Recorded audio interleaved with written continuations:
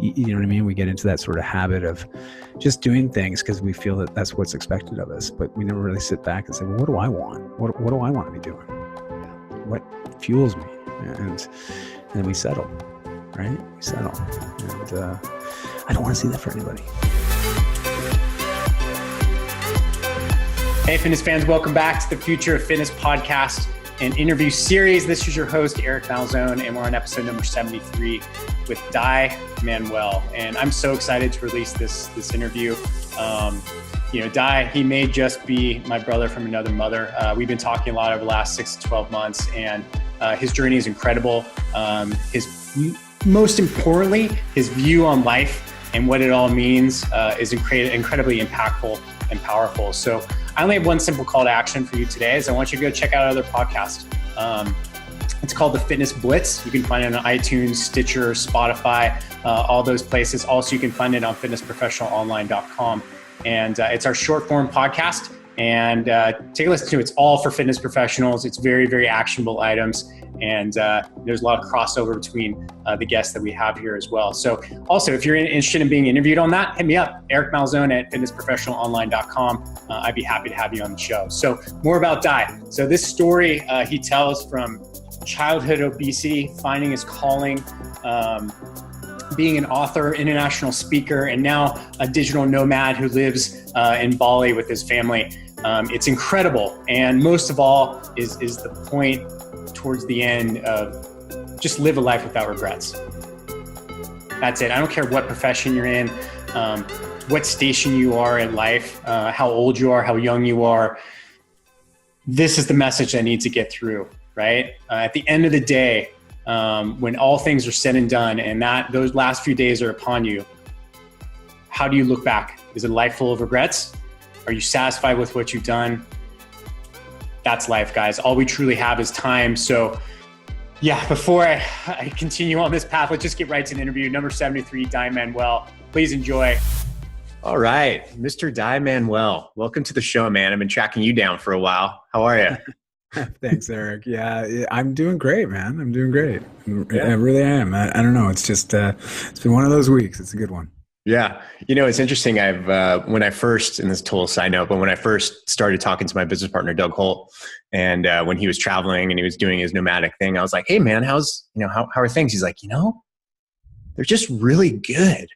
And I feel bad saying it sometimes because I feel like a lot of other people I'm just doing really well. And it's like the energy I get from you as well. I was like, yeah, I don't know. Things are just really good.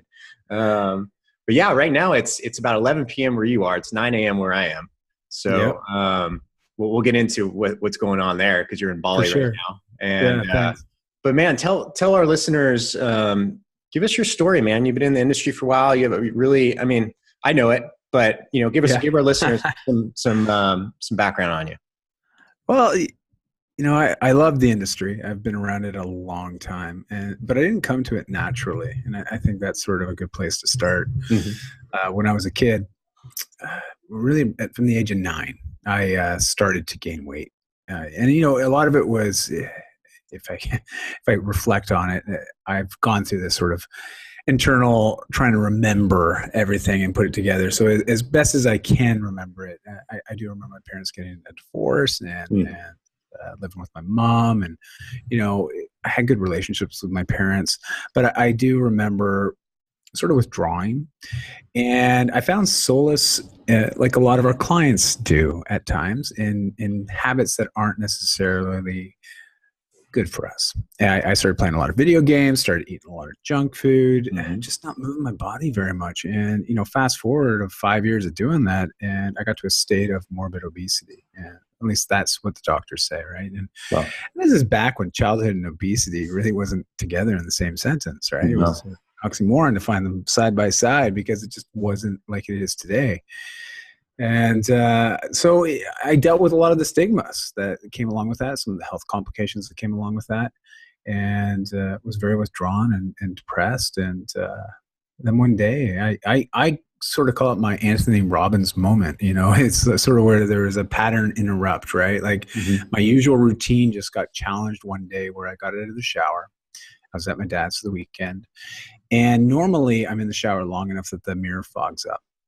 And I remember getting out of the shower, taking a look at myself in the mirror and seeing my full reflection. And it was a very sobering moment because, I had two thoughts. I was like, I could end my life, or I can accept things as they are right now and realize that the guy looking back in the mirror can make a change. Yeah.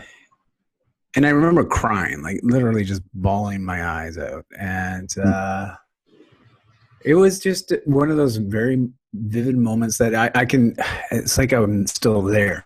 I can, when I think back on it, I can reflect on it. I think all of us have memories like that in our lives that are sort of those pivotal moments where things could have gone very differently for us. And I chose to make some changes.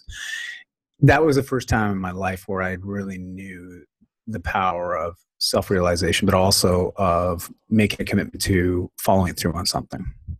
And my parents saw that in me, and they supported me in that change. And so got me a gym membership, got me a mountain bike, basically supported me in wanting to make some lifestyle changes.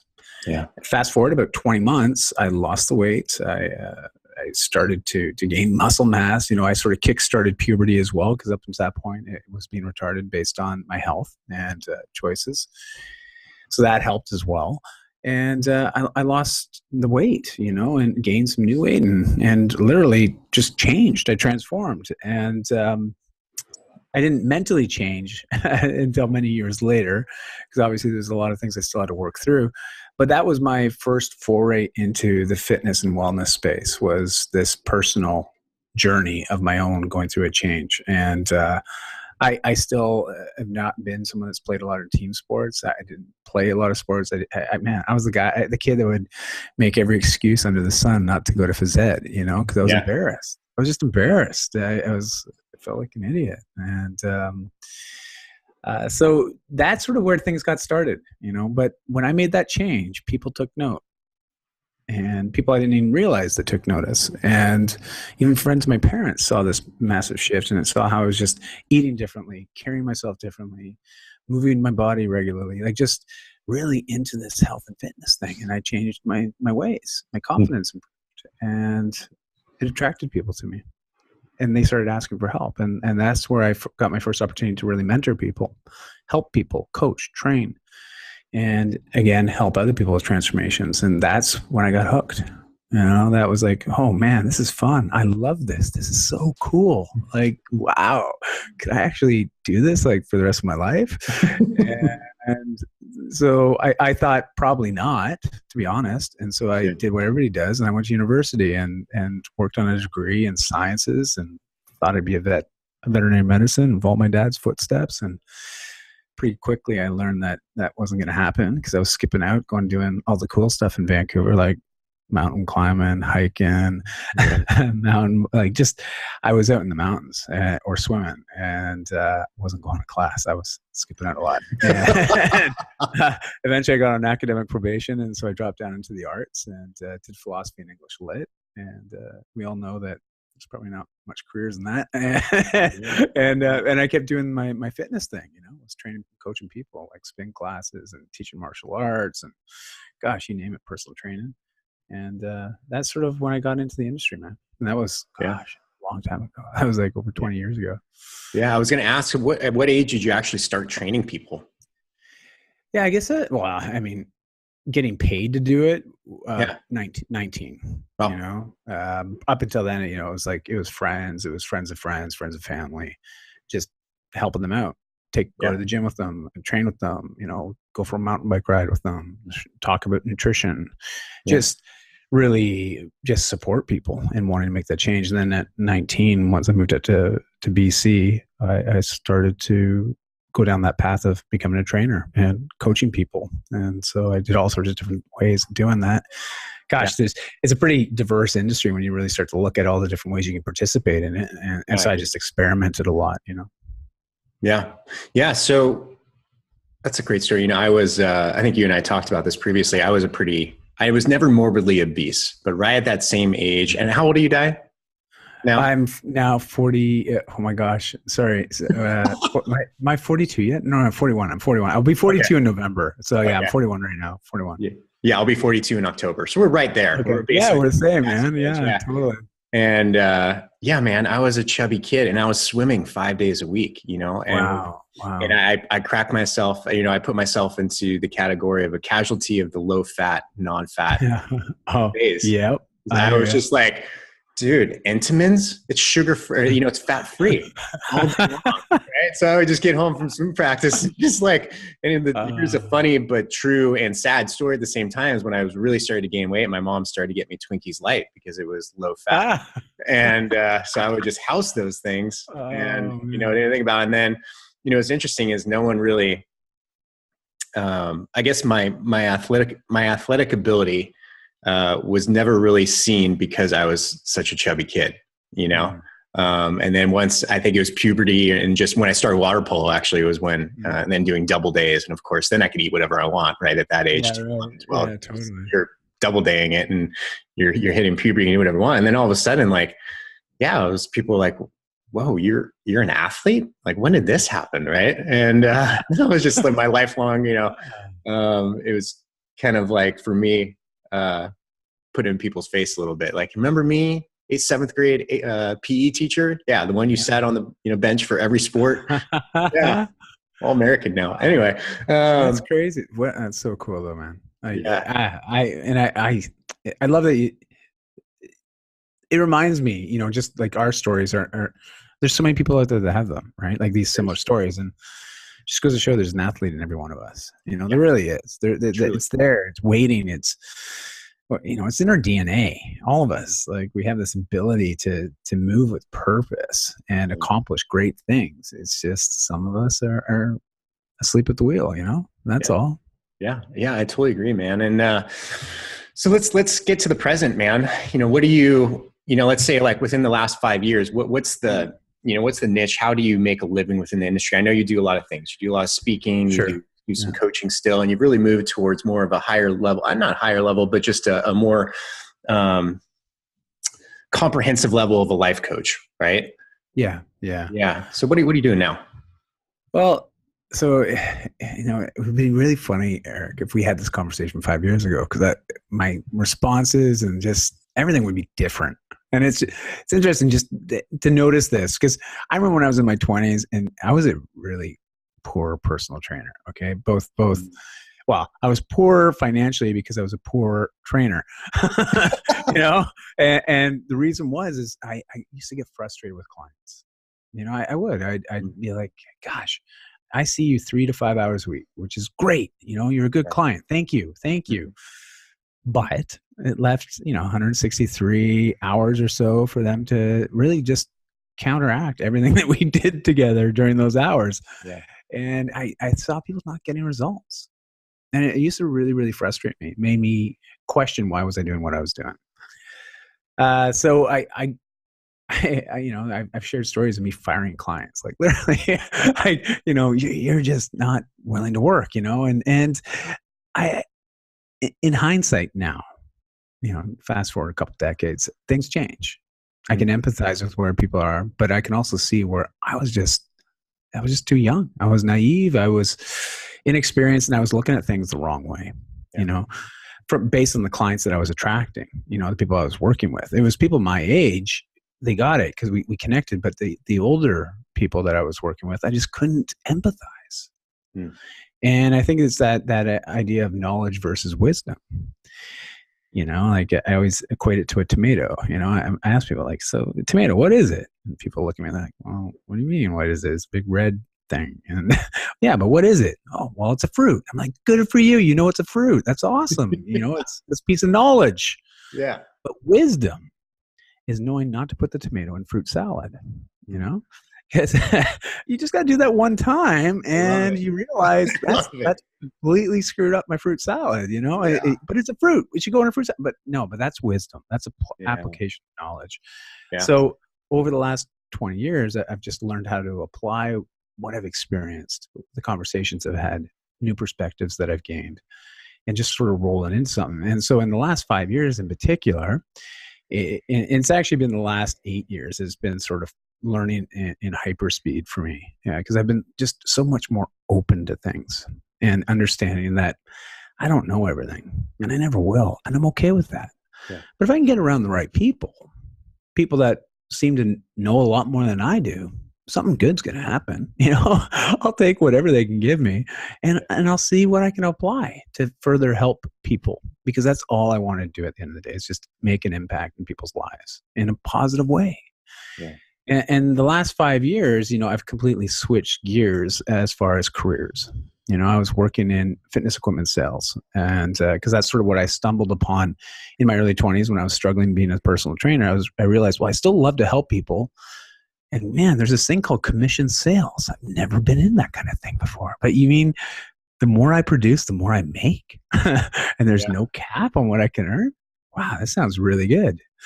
For someone that's naturally competitive with self, it's a nice career path to be in. And I realized I had a knack for it. And fast forward, I eventually became a partner of a retail operation that spanned Western Canada and e-com across Canada. And I did that for 17 years. So a big part of my career path, in my adult days up to a few years ago, was spent in that industry. And but then I had an epiphany, a realization, and you have shared with me, and just knowing your story, you've recently made some big shifts too, with just the way that you do things now.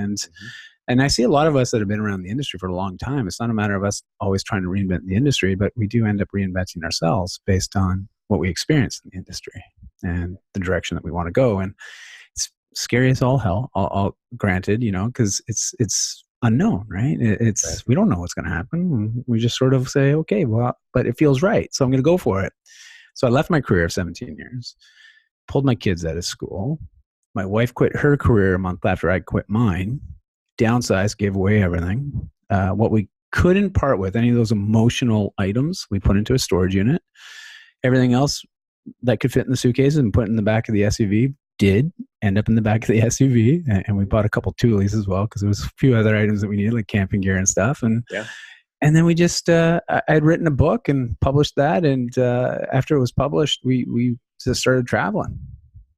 And that's what we've been doing for the last 3 years, sort of traveling, hopping around all over North America, and recently going overseas. And I started blogging about 11 years ago, and I started over the years, as my reach improved, I saw that there was other opportunities to connect and work with other clients all around the world. So all of a sudden I realized, okay, well, I don't need to meet with people in person. This is pretty cool. And with that came other opportunities. I really dove in and started learning about social media marketing and content marketing and all the usual stuff. And I realized, man, I got a pretty good opportunity here. This could work. This could support us while we're on this new journey. And so we went for it. And we're still figuring it out as we go, but that's sort of where we're at right now. Different ways of working with different people, and run a lot of different types of programs online, either do it yourself, done with you, or done for you type programs. So we offer 3 different types of services, and just really trying to make an impact, just trying to help people feel a lot happier in life, and fitness and nutrition, but in particular becoming a life coach has really helped me round out my offerings to really make a greater impact, I feel, in people's lives.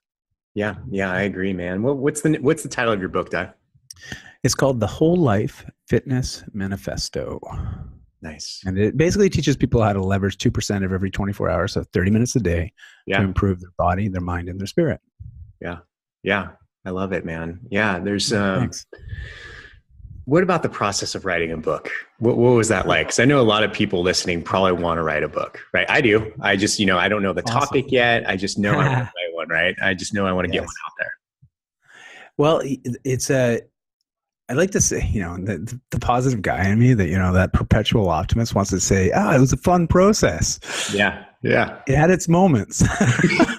It had its moments. And because I had been coaching people in the online space for free, just running free challenges, just doing all sorts, because I was working in my other career, right? And that was my focus. I didn't plan to monetize anything online. That was not any aspiration. So I just really did all these cool things for fun, for free, just to again make an impact. Mm-hmm.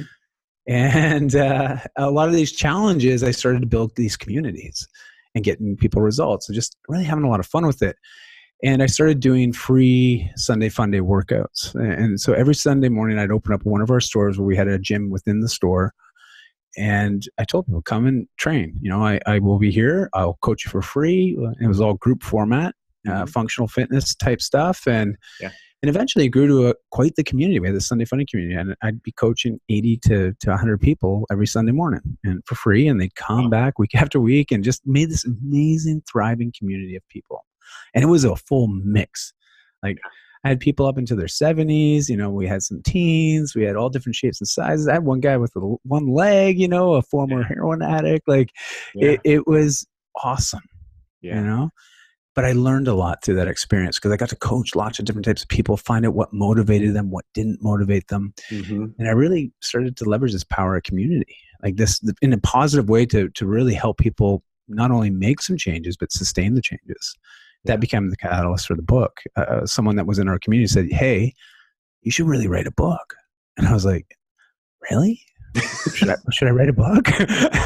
And she introduced me to a good friend of hers who helped her publish her book, and spoke to the publisher. We started talking about it, and she's like, yeah, you got a book here. And I'm like, really? Okay. Yeah.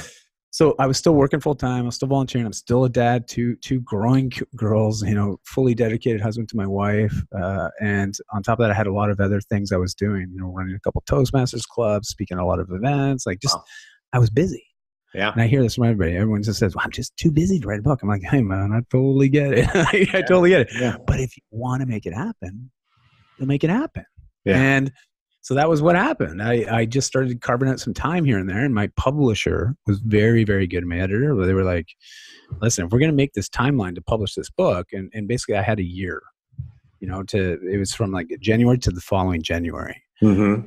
Wanted to publish for obviously the New Year's, and if you're going to write a fitness or a health or lifestyle book, January is a great time to release it. Sure. It's just, everybody got that front of mind, they're already in that mindset. So we had a timeline and I had to make it. And so that really helped, but it also applied a lot of pressure, and I do react pretty good under pressure. I get things done. So, and my wife was a great help, but I encourage people just go through the process. And what's the neat thing is Eric, especially with you, because you have so many great conversations and you've got these audio files. It's easy to take a Q&A with somebody that knows you or knows the story of what you want to write about and just talk. And then you take that and you get it transcribed by somebody like on Upwork. And next thing you know, you've got this large body of text that can then be edited and distilled down into potential chapters in a book. And so my editor was very good and helped me with that a few times, where I got stuck or I just didn't have the time to write. She would just interview me, and those were transcribed and became books. So why I'm sharing that is if there are people listening to this and like, I really want to do a book, well, get the general idea what you want to write about, and then just talk about it, record it, transcribe it. That's you'll crank out a few chapters really easy that way. And I've even told some people, just hire a great editor and they can take your transcriptions and make it sound awesome. They can really help out. And just take that thought and just help you make it more, give it more oomph and connect with more people. So, but overall it was a good process. But I highly encourage everybody, go for it. Just write a book, man. Why not? Why not? It's fun. At the end of the day, when it's published and you got that hard copy of the book in front of you, there's no feeling like it. I remember us going traveling, and we stopped in just outside of Seattle, and we went to Barnes and Noble, and went into the Barnes and Noble with my family. And this is the first time that it was our first jaunt traveling, because we were saying goodbye to Vancouver. We went down and stayed with some friends for a week outside of Seattle, and we decided to go into Barnes and Noble. So we went to Barnes and Noble, and we found my book, and I was like, holy crap, this is so cool, and that was fun. Like last year we were in Kuala Lumpur, and they got the Twin Towers there, and there's a bookstore in the Twin Towers. We're like, you think it'd be here? I don't know, man. I don't know. It would be weird. We went and checked. It was there too. So it was like, dude, this is crazy, man. And so whether people buy it or not doesn't matter. It's there.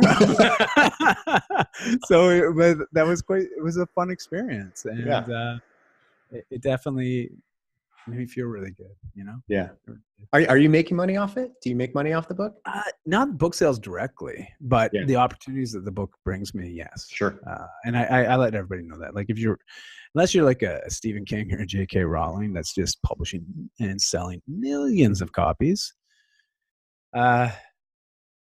yeah, you won't make money from the book. Yeah. I mean, that was everybody gets paid. After everyone gets paid, like there's just not much in it, and but the opportunities that it brings, it's fantastic. I've had some great brand opportunities to really work as both a spokesperson or do various campaign work based on the messaging that I have in my book. It makes me a good fit. But also a lot of keynote opportunities and speaking events, and just it's been really cool from that front as well. And also it's brought me a lot of new people to my tribe. It's a credibility piece as well. When people see you have a book, they're like, wow, you must be an expert on something. Yeah, right? Yeah, that's my assumption all the time. Yeah. Yeah. It's interesting. You wrote a book on it, man. Yeah. It's similar to podcasting. I mean, if you, I would say, yes, indirectly, I've made money off my podcast for sure. Yes. Right. Like actually we've, probably tens of $1,000s revenue, but it's not like sponsorships. It's not because I hit a certain amount of downloads. It's honestly because I really just like having a podcast. I've recorded between the two that I have, I think I've recorded 170 episodes, something ridiculous in a matter of 6 months. Right. And, but indirectly I get, plus it's just fun. I get to talk to Dai out in Bali, right? I get to talk to people all over the world and just start conversations. And then you have a relationship, and that's the biggest thing. I think, if anyone's thinking about, writing a book, it sounds like Dai's advice is set a deadline, get an editor, right? Kind of the two. And if you're thinking about starting a podcast, start and don't worry about the numbers, and just start, and start having fun with it. And, good things will come about. But I think either way, get started, right? That's just the biggest message. So, man, so we have similar paths. I mean, I'm in Whitefish, Montana. Last 9 or 10 months, I've lived in 6 different places. You've uprooted your life and your family, and now you're in Bali. So I get this all the time. I'll go back. I was just back in Santa Barbara where I spent the last decade of my life, and I get this comment, I'm sure you get this too. It's like, man, I'm following you on Instagram. I wish I could do something like that. It's always I wish I could do. And I always, it's wrong. Like, it's just a matter of choices, right? Yes. Anybody can, people say with me, cause we don't have kids, but you're living proof. You have 3 girls. 2. Well, 3 women that I'm living with. 3 women, right? Yeah. My wife, and trust me, people confuse Christy as one of the girls. So it's it's and my eldest, who's 15 now. She's like same size as Christy, which is just blows my mind. It just shows you how quickly time flies. I mean, it's barometers of time. That's what they are. They remind me of how quickly I'm aging. And so I have a 13 and 15-year-old teen girls, and then my wife. So it makes for interesting travels. Yeah. Where have you been, Dai, since you left Vancouver? Tell us about that journey. Yeah, our first shot was to chase the sun. I love warm weather. Okay, awesome. So when you talk about Santa Barbara, I'm like, dude, one of my favorite places on the planet. It's always 72.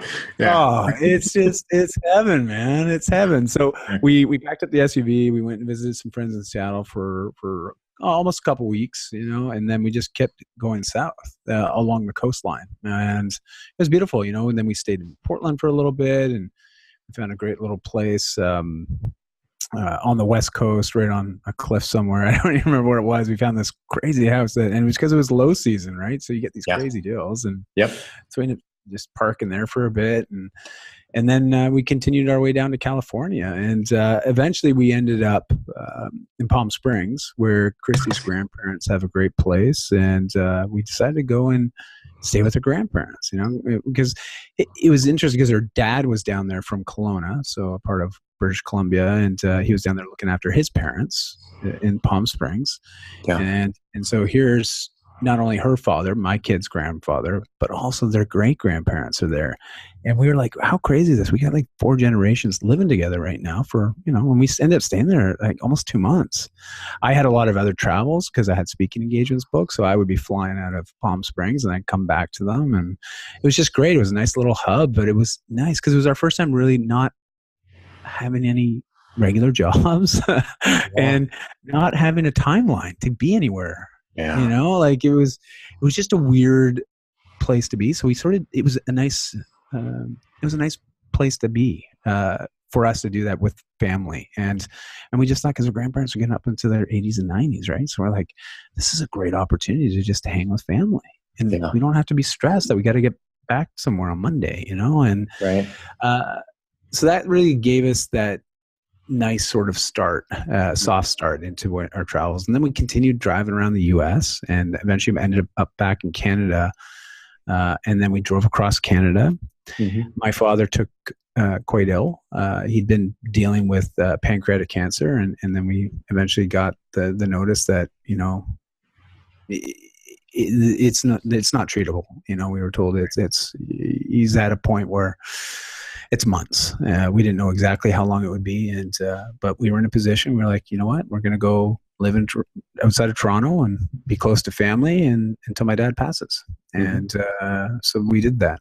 And so we were there for almost 7 months. And I continued we'd have a lot of weekend travels, go away, but we stayed close to home. That was the only reason why we hadn't gone overseas initially, was, it was that concern, that fear that we'd get that call and I'd miss those opportunities to just be with my dad before he passed. And after he passed, that's when we were like, okay, well, let's go overseas now. Let's do this. And we tested. The first place we went was Bali. So we lived here for 3 months last year, and I fell in love with the place. Like, I was like, I love this place. This place is the best. This is just awesome. I want to come back. And so we committed to come back for the year. And so we got back here just this year, and we've got a home here. And so it's a home base for us now. And we continue to travel around Southeast Asia, but it's nice to have a home base that we can come back to. And so that's sort of the fast forward over the last 2.5 years. We've been bumping and ping ponging all over the place. But I got to tell you, Southeast Asia is just beautiful. The culture, the food, and cost of living's a lot less. And it's nice and warm. We're so close to the equator. The benefits of this. This is good. It's good stuff. And so, I tell everybody, like, just come to Bali, come visit. We got a place. Just crash here. It's all good. And we've had a lot of people take us up on that. It's amazing how many people want to come to Bali. So that's what I was telling you. Remember last time we were chatting? I was like, wow. I just say when, man. You say when. You just say when. We got a place. Like, seriously, we got the bungalow. We got a place for you to crash. Just say when. Yeah. So, that's so cool, man. I love it. What about, in similar, I don't know, I don't even actually talk about it that much on the podcast, but since, leaving Santa Barbara and, everyone does this whole digital nomad, whatever you want to call it. They do it differently. There's a million different ways to skin this cat, right? For sure. My wife, she's still a director of operations for, an internet marketing company. So she works, pretty normal hours, but she works from home and I do my thing, which, is probably unusual for most people. I podcast and consult mastermind groups and all these things. And, but the online space is also, you really got to, I think you said ping pong in a different way, but that's how I feel like the online space is. You kind of like the market kind of finds you, and there's so many ways to skin the cat online and it's interesting, but so we have that way. Like, we like a home base. We still do an Airbnb. I talk to people, I just talked to a gentleman who I'll be on his podcast next week, and he's all adventure van, man. That's all he does. Him and his girlfriend, and he does a podcast. So he's visiting all the different national parks in 1 year, throughout the United States. And is that Joe? Yeah. Joe, all around Joe. I know Joe. Yeah. I was like, it's got to be Joe. I've trained with Joe. Well, when we first started our trips down to Seattle, my other friend, Scott Robertson, you may know Scott, actually. Yeah, I know that name, And so he's got a CrossFit gym, Stoneway CrossFit, and Joe was his head coach at the time. Okay. So, but I remember him telling me about, his podcast he was getting going and his van that he was renting. And, I was pleased to see that he's on the road now. He's like doing it. What he told me he was going to be doing a couple years ago. So that's pretty cool. Yeah, that's awesome, man. It's very cool. Yeah, it's interesting. I mean, there's another guy who's in the fitness industry, Matt Walrath, who's what is it? Beyond Macros? Anyway, he has, an online nutrition company. Right now, last time I talked to him, he was in Australia driving up and down, the coast and surfing. And so there's just, but everyone does it differently. And I think, Yes. there's no one way to do it. And, if I'm curious just to hear, what would have been the challenge? Everyone looks at the life that you live or the life that my wife and I live and Joe and this other guy, Matt, and they think it's perfect, but there's challenges, Yeah. What are some of the challenges you've had doing the, uprooting your family, moving to a different country? Like, what are some of the unexpected things that hit you? The funny thing is, I could have been back in Vancouver. I'd still be having challenges there too, Yeah. and that's what I sort of tell people. Like, it doesn't really matter where you go. There's always going to be challenges. It's just, you can expect that from life. Right? Yeah. There's just nothing's going to go as planned. All right. Murphy's Law. All right. Yeah. And it's cool. Like, when you accept that and you just realize what's going to happen is going to happen. And some things are out of my control. So let it be. Que sera, sera. But we accepted that. And we thought, well, what's the worst that can happen? and if you let your imagination run, sure, you can think up some pretty gruesome things, but we're like, what can really happen? Yeah. We've had issues where we get sick. Yes, that sucks. I have a chronic autoimmune disease. So does my eldest daughter. She has juvenile rheumatoid arthritis. I have something called autoimmune neutropenia, and it provides challenges, obviously, because our symptoms sometimes act up, and with chronic illness, some of those symptoms aren't very fun, and it can affect energy, mood, travel arrangements can get changed real quickly. But for the most part, we control it based on lifestyle choices. We can keep most of those things at bay, but every once in a while it pops up, nothing you can do about it. You just ride through it. And so that's provided some challenges, because medical, obviously, in Bali is a little bit different than medical. It is technically I call it a third world country, but it's got all the first world amenities. It has a great hospital, great medical system, but not quite the same as what we're used to in North America, so it does prove to be challenging. And then on top of that, I got 2 teen kids, and they've come into their teen years while on the road. And, my 15-year-old, she has moments where it's like, she really feels a pull to be in school, like, regularly, and, to be in high school, to be with her friends. And so I was 15 once. I get it. I understand. I totally appreciate that. But I also know there's some big things my wife and I wanted to do, and we're doing it, and they're doing it with us. But there are days where things just aren't what we planned, and meaning, like, it's just because our income's not necessarily predictable, not like my old career where I had a typical salary, I had a certain bonus structure. I had a lot of things that I could count on. Mm-hmm. Where now I don't. Everything's up to what I do, what I produce, or who I ultimately provide value to. And that's, the more people I provide value to, I find the better we're off, Like, it's neat how that works. And it's crazy. If you haven't read The Go Giver, read it. I know you talked about, that's a book that you gift people, and you've read it many times. And I believe that philosophy. And I think just real quick, on this whole idea, and if there's people thinking, man, I'd love to do that, I just, some people are just afraid to take that first initial step, right? And that's really just experiment with it. Most people can take a leave from work. Just experiment. Take 3 months. Go and try something, go see what it's like. Yeah. And it's a nice soft way to begin it. And I've seen people do that. They'll take these leaves from work or whatever, and then they realize, man, this is cool. I like this. I can do this. And there's so many options for creating an income, and I tell most people in the fitness and health space, it's, if you're great at serving people, well, just find your first 10 clients. Literally, your first 10 clients, just find the first 10. Yeah. You can do this. Like, I've seen people with absolutely no social media presence at all be able to go out and just use Facebook, get a word out, create a way of serving people, and they end up attracting those 10 people. And you realize, wow, this is doable. I can do this. I can scale this. Yeah. And when you start looking at, well, how much do I really need to sustain the lifestyle I want? You don't need as much. I tell that to everybody. It's like, I don't make anywhere near quite the same as I used to, but I don't need to. My lifestyle is very different now. It's a lot simpler, a Yes. lot less stressful from that standpoint. Yes. And because of that, it affords me the opportunity to just be full time with my family, to be full time with my kids as they're going through these last few years where they actually want to hang out with us still, like it's, take advantage of that. Like Yeah. it's cool. It's special. And Yeah. so that's sort of it, like there's, we've had issues where a tire needed, a car needed service at a small town that didn't serve BMWs, like we're like, shit, what are we going to do now? We need a part, and there's no parts for like anywhere around here. So Yeah.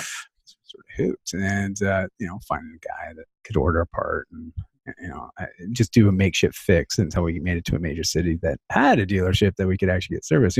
That's just one example. I mean, it's not that big of a deal, but yeah, at the time it was like, shit, we're stuck here and I don't even know where we are. I don't even got cell reception here. I don't even know where the hell we are. So, but it's fun, right? It's fun. Yeah. Yeah, the challenges do make it fun. And I think, our cost of living, because my wife actually tracks all this stuff. She's amazing. She got spreadsheets for everything, right? I do not. That's awesome. I'm like, man. I don't know, where's our credit card bill at? I have no idea. But we know for a fact that our living expenses are about 1/3 of what they used to be. Wow. Huge. It's huge. It's amazing, and it takes, I think what a lot of people can, the worst case scenario exercise, yes, is extremely powerful. If you boil it down to like, what's the worst possible thing that can happen?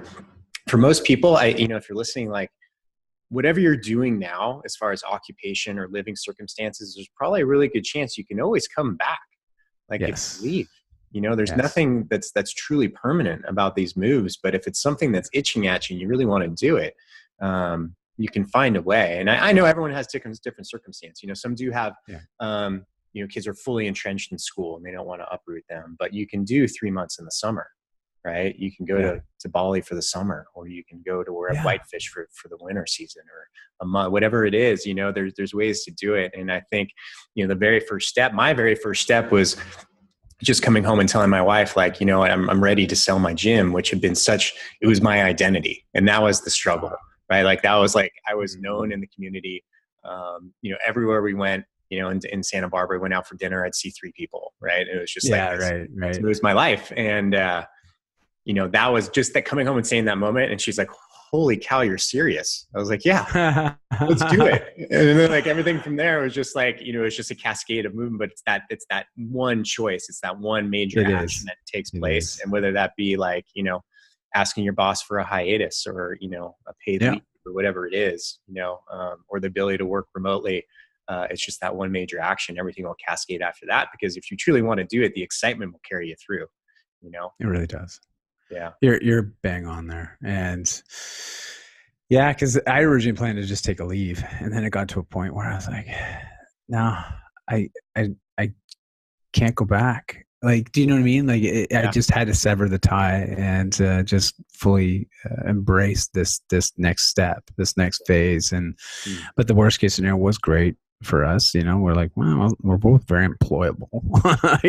We can find jobs again. Like it's okay. Things will be okay. As long as we're all together, we're all, I hate those kumbaya moments, but it really was one of those moments. It's like, as long as our family's together, we got our health and things are okay. We got food and we got a roof over our head. Like, what's the worst that can happen? And it's not that bad, Like, it's really not that bad. Like, I read a book, and I think I shared this with you last time we chatted. Bronnie Ware wrote The 5 Regrets of the Dying, and then after seeing my dad go through what he went through, and it's been really weird.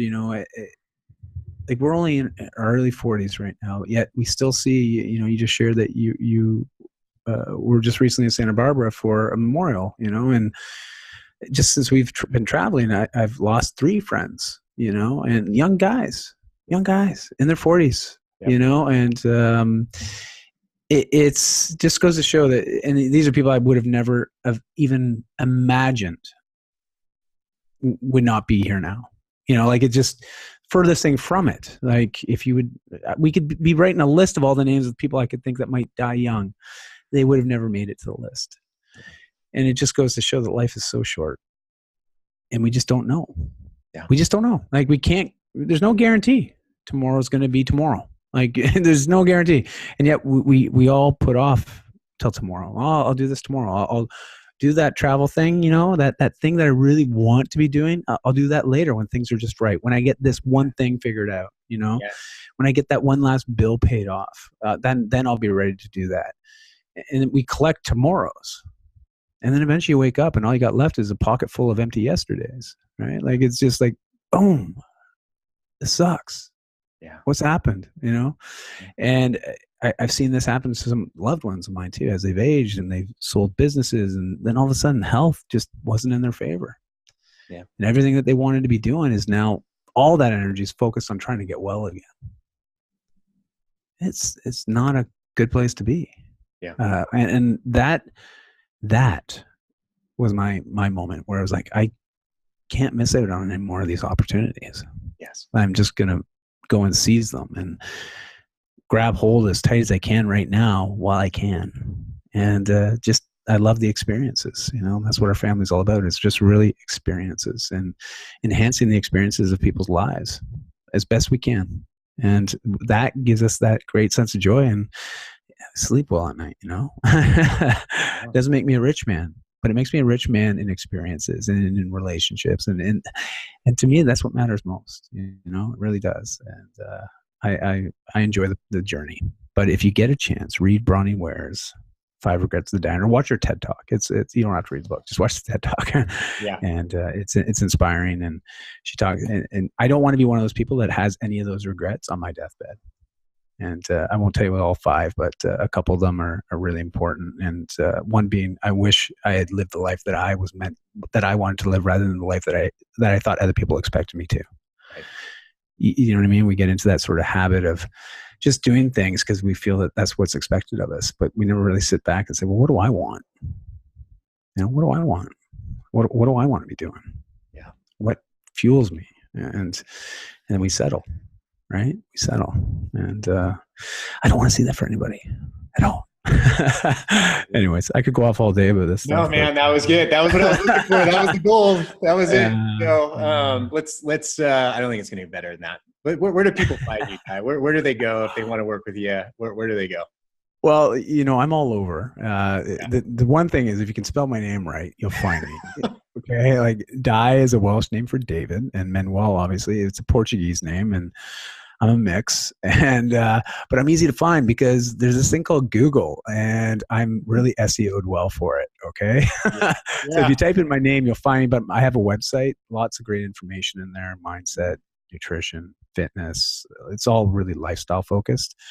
That's an easy way to get me. But also Facebook, Instagram, I'm active on both of those platforms. And it's me. Like, just realize you send me a message, I'm the one that gets it.